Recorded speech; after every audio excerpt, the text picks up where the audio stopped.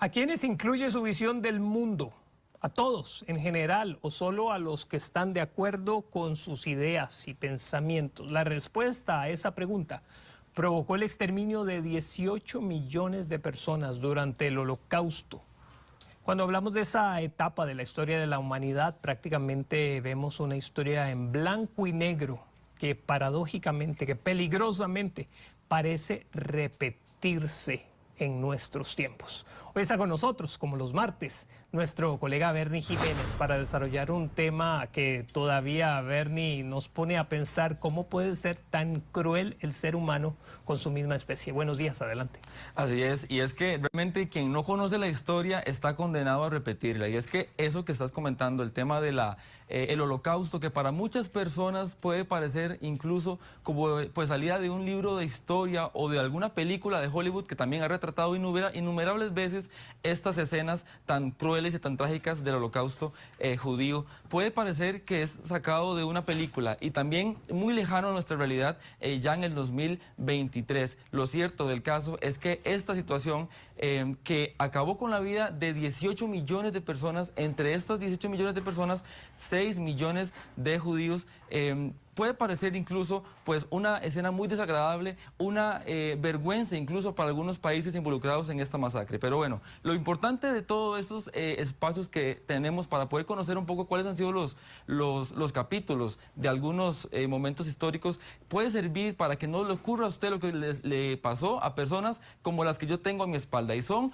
jóvenes que visitan monumentos ubicados en Berlín o monumentos incluso en Polonia como los campos de concentración, y lo que ellos hacen es llegar a tomarse fotografías y llegar a posar para fotos de Instagram y llegar incluso, como ustedes pueden ver en imágenes, a tener diferentes poses para poder publicarlas en sus redes sociales y demás. Pero lo que no saben, y lo que hizo incluso un escritor y un cómico israelí, lo que hizo fue convertir las imágenes en escenas en las que ellos aparecen rodeados de cadáveres provenientes de lo que fue el holocausto nazi, el holocausto judío de la época de entre 1933 y 1945, Alejandro. Bernie, estoy impactado porque estábamos viendo lo que estaba haciendo y básicamente es un montaje en la que coge esas figuras y mientras están divirtiéndose y bailando, las asocia con la masacre, con el exterminio que muchísimos sí conocemos.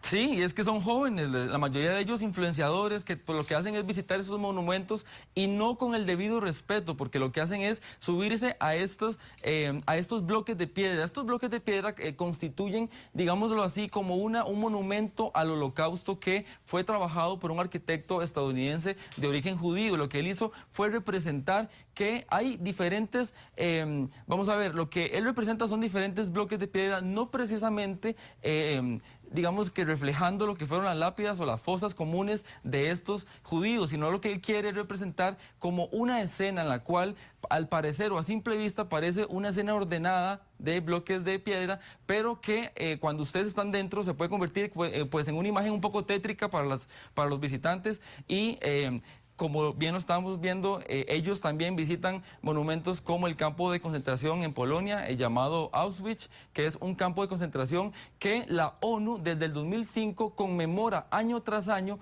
un día especial para conmemorar las víctimas del holocausto en Polonia, en Alemania. Ahí podemos ver algunas de las figuras que han podido visitar estos centros. La ONU lo que hace es conmemorar esta fecha por dos razones. La primera de ellas es, por obvias razones, conmemorar lo que fue las vidas de las 6 millones de víctimas judías a manos del régimen nazi, y por otro lado también lo que hace es rechazar cualquier intento de negación, porque muchas veces o muchas personas actualmente consideran que esto no ocurrió, que este capítulo es ficticio y que tal vez se convirtió en más de lo que debería de haber sido. Pero lo cierto del caso es que la ONU lo que hace es conmemorar estas fechas como una oportunidad para que los gobiernos hagan conciencia y que también las personas pues puedan conocer un poco la historia a profundidad. Y es justamente lo que queremos pues nosotros el día de hoy darles a conocer a ustedes. Y es que bueno, después del ascenso de Hitler, eso ocurrió en 1933, el régimen nazi lo que hizo fue empezar a establecer algunas leyes discriminatorias contra los judíos. Y esta persecución se volvió tan violenta que imagínense que lo que hizo el régimen fue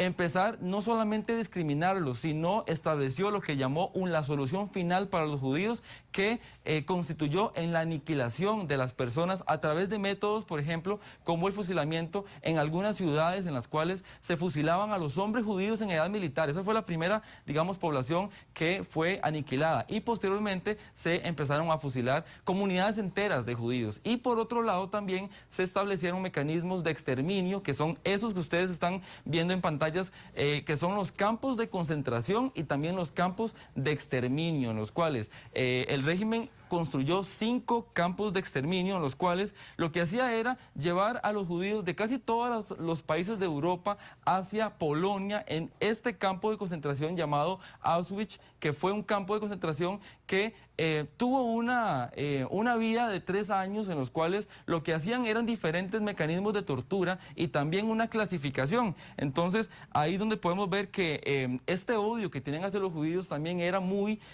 establecido, o se constituía por las ideas iniciales del cristianismo, que tenían incluso el mito de que los judíos fueron los que acabaron con la vida de Jesús. También tenemos a una Alemania que venía derrotada de una Primera Guerra Mundial y que culpaba a los judíos de todos los problemas económicos y demás. Y esto finalmente también se une a la idea del partido nazi de establecer o de clasificar a la humanidad en diferentes razas en las cuales ellos se consideraban como la raza aria o la raza superior, que tenía pues el derecho a someter a otras personas, incluido no solamente, Alejandro, es importante mencionar esto, no solamente fueron a los judíos, sino también las víctimas de este capítulo cruel fueron otros capítulos o otras poblaciones que podemos ver en este gráfico, donde además de ver la disminución de casi el 60% de los judíos en 12 años, la población de Europa, podemos ver las víctimas de este genocidio, que no solamente se constituyeron en judíos, que fueron 6 millones,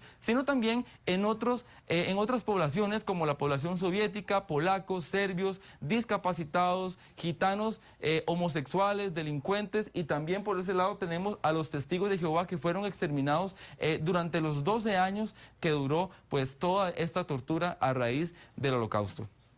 Y bueno, vamos a ver también un poco cómo era el recorrer estas calles que podemos ver en las imágenes, cómo era recorrer el campo de concentración en Polonia. Bueno, ahí vemos en la entrada que es lo que recibían a los judíos en este campo de concentración. Es un portón que tiene una leyenda superior que dice, o traducido al español, el trabajo libera. Ese era el recibimiento que les daban a los judíos, que como bien les mencionaba, venían de todas partes de Europa hacia este campo de concentración. Cuando llegaban ahí, lo que pasaban era por un periodo, digamos, de clasificación. Se clasificaban para ver quiénes servían para ellos, para poder realizar trabajos forzosos, y quiénes no cumplían con estos requisitos y eran directamente llevados a las cámaras de gas, que más adelante les vamos a contar realmente cómo es que funciona. Pero bueno, la idea es que ellos, las personas que iban a trabajar, lo que se les asignaba eran en espacios digamos que construidos para almacenar a unas 300 personas,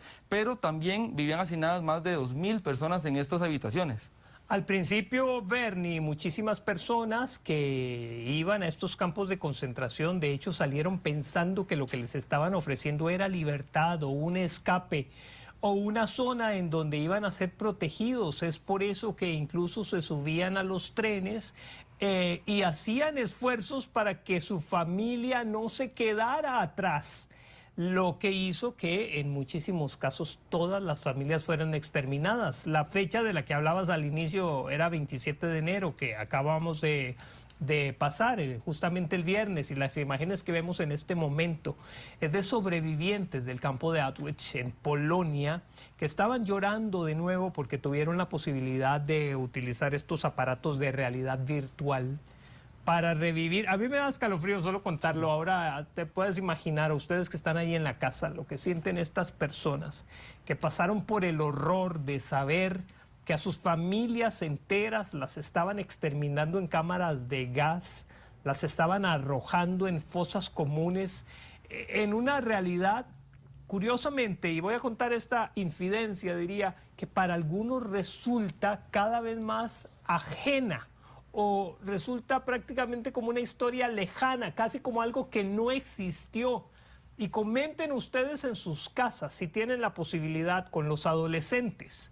y les preguntan qué saben del Holocausto y qué saben de los campos de concentración, para que puedan confirmar si estamos llegando al punto en el que por los cambios generacionales la humanidad está al borde de olvidar este tipo de situaciones que fueron tan reales y tan atroces que podrían, por parte de este desconocimiento, volver a presentarse, ¿verdad? Y podríamos incluso pasar hablando de las torturas que ellos fueron víctimas, pero lo importante del día de hoy es resaltar cuál es ese mecanismo, cuál era, digamos, pues ese ejercicio de clasificación. Como les mencionaba, se les tatuaba incluso un número a cada una de las personas que al final para ellos les funcionaba para trabajos forzosos. Se congregaban incluso en algunas plazas alrededor de unas 2 o 3 veces al día para pasar lista y ver quiénes fallecieron y quiénes son los nuevos integrantes de este complejo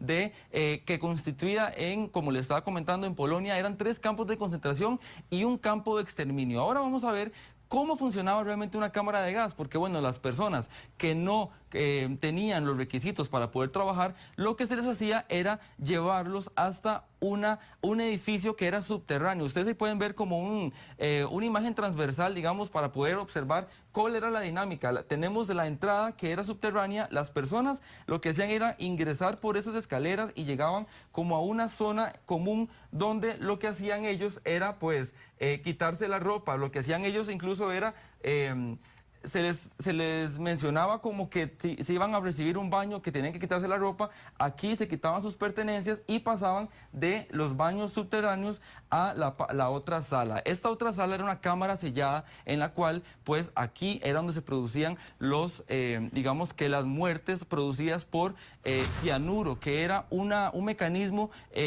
producido o inventado por los mismos alemanes, que se derivaba de otro mecanismo en el cual los mismos alemanes, ellos también exterminaban a los digamos, discapacitados de las guerras y demás, pero con monóxido monóxido de carbono. Y esto hacía producía una muerte mucho más, digamos, que más pacífica o más lenta, pero en más tiempo. Lo que ocurrió fue que ellos lo que inventaron fue este otro sistema para exterminar judíos. Y estas cámaras tenían una capacidad de 1.500 personas. Y a estas 1.500 personas lo que hacía era, pues, someterse a una inhalación de lo que era el cianuro, que en 20 minutos, tan solo en 20 minutos, producía la muerte. Posterior a esto, lo que pasaba era que en el edificio que tenemos arriba estaban los crematorios. Ahí tenían también, pues, cautivos a otros prisioneros que también eran judíos, y lo que tenían que hacer ellos, posterior a la muerte de sus mismos pues conciudadanos, lo que hacían era llegar,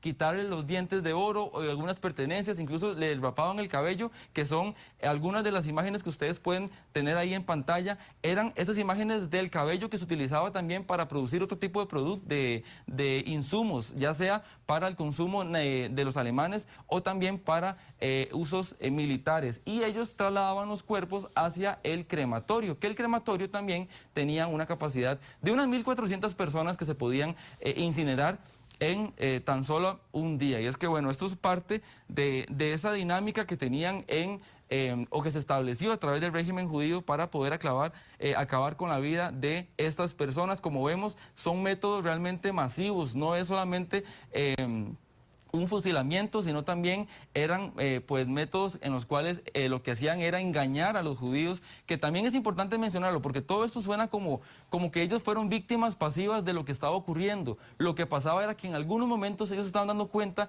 de dónde los estaban llevando, y ahí se producían algunos levantamientos. Se conoce mucho, por ejemplo, los judíos actualmente celebran el tema del Holocausto, no en la fecha establecida por la ONU, que la ONU lo que conmemora es en el momento en el que fueron liberados los prisioneros de este campo. En el caso de los judíos, esta celebración se llama la Shoah, que es una celebración que conmemora el levantamiento de uno de los guetos, que era como un poblado que se estableció en Varsovia, en Polonia también, en Polonia, donde se produjo un levantamiento de los judíos, que imagínense que el día de Pascua judía, ese era el día que los alemanes tenían destinado para exterminar a toda esta población. Y en ese momento se produjo un levantamiento. Los alemanes tenían planeado acabar con los judíos en 3 días y por la resistencia que tuvieron ellos duró más de un mes. Y es que bueno, esos son parte de los capítulos tristes de la humanidad que, como sabemos, a veces no entendemos cómo fue que ocurrió. Aquí tenemos una imagen de cómo fue que funcionaba ese mecanismo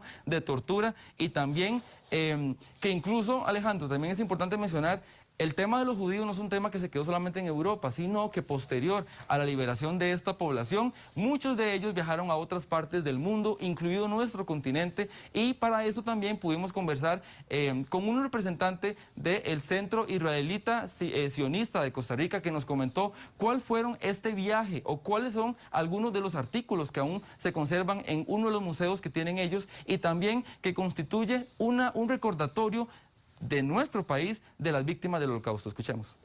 Sí, sí tenemos objetos. Dentro del museo hay pasaportes de gente que logró huir de la época de la guerra. Hay también objetos personales que la gente pudo sacar en aquellos viajes larguísimos que se hacían en barco desde puertos como Hamburgo y otros puertos europeos hasta llegar a Puerto Limón, ¿verdad? Era un viaje bastante largo. De hecho, una de las descripciones que hacemos es que eran de 12 a 13 escalas, dependiendo de todo el trayecto que se hacía. Y también tenemos una pared con los nombres de sobrevivientes que llegaron acá al país, que fueron personas que lograron sobrevivir al Holocausto, se instauraron acá, lograron formar familia y creo que es una de las mayores victorias con respecto a lo que el nazismo quería hacer. Porque la idea del nazismo era exterminar a los judíos, ¿verdad? Y técnicamente convertirlos en una pieza de museo para que se mostrara como aquel grupo que se debía erradicar porque era el que le generaba daños según la perspectiva racial del nazismo al mundo, ¿verdad? Entonces, Es una pieza, o ellos quisieron hacer de la población judía una pieza de museo. Es muy interesante lo que él nos mencionaba. También nos menciona que incluso hacían viajes desde algunos de los puertos europeos hacia América, llegaron a Puerto Limón, después de pasar unas 12 o 13 escalas de viaje para poder buscar una nueva vida y hacer vida. Y hay familias incluso que todavía, hoy miembros de esas familias que tienen tatuajes de los números que les correspondía como prisioneros de estos campos de concentración, que como vemos, tenían todo un esquema de participación, el formato incluso de clasificación de estas personas. Y como bien sabemos, la población judía que fue pues víctima todavía o en ese momento se resistía a ser sometida a estas torturas que duraron 12 años y como bien sabemos, hoy por hoy tenemos muchísimos monumentos que nos recuerdan lo que ocurrió en esa época, que fue un capítulo que, como bien decía la ONU, no puede negarse la existencia de esto. Entonces, eso es parte de lo que le traíamos el día de hoy y esperamos que la conmemoración que tenemos o que tuvimos el viernes nos pueda servir para conocer un poco más la historia y estos pequeños detalles que tal vez se nos quedan en el tintero.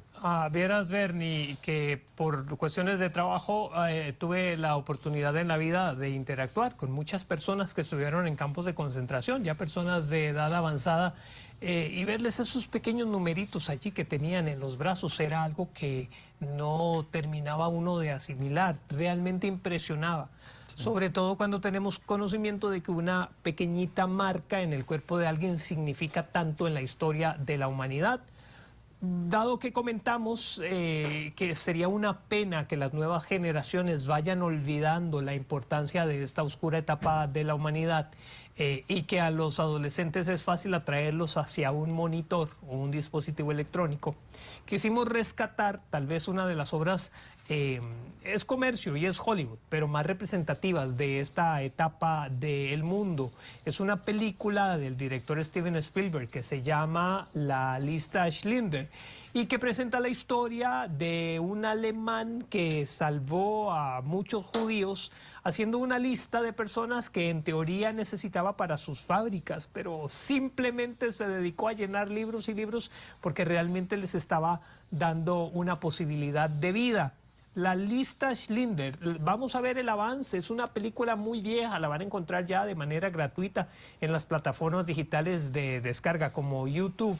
Vale la pena, si no la han visto, por cultura general, que aprovechen un buen rato, pero además si ya la vieron y si pueden ahora comentarla ustedes con sus nietos, con sus hijos, con sus sobrinos, vale la pena a manera de aprendizaje. Vamos a ver de qué se trata.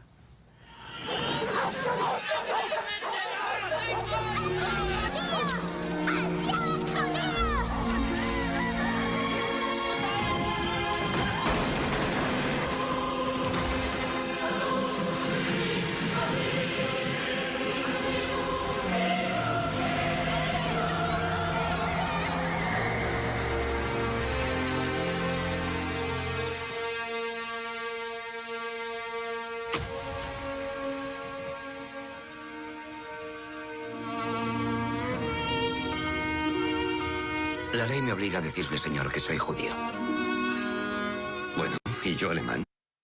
Bueno, ¿y yo alemán? Asunto zanjado. ¿Quiere a esta gente? Sí, a esta gente. Mi gente. Quiero a mi gente. ¿Quién es usted, Moisés?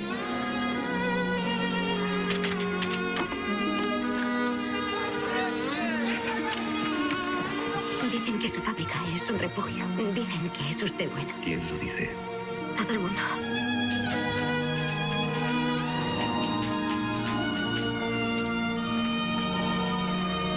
Lo único que tiene que hacer es poner el precio. ¿Cuánto vale una persona para usted? No. ¿Cuánto vale para usted?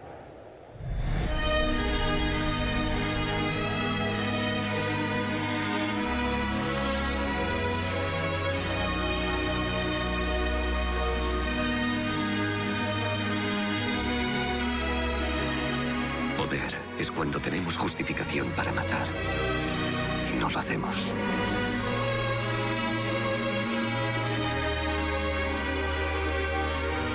Esta lista es la vida.